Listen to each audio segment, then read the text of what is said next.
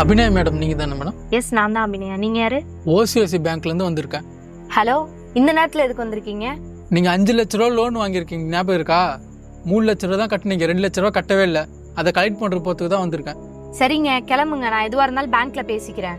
Madam, உங்களுக்கு பேங்க்ல இருந்து கால் பண்ணிட்டாங்க, மெசேஜ் பண்ணிட்டாங்க, மெயில் பண்ணிட்டாங்க.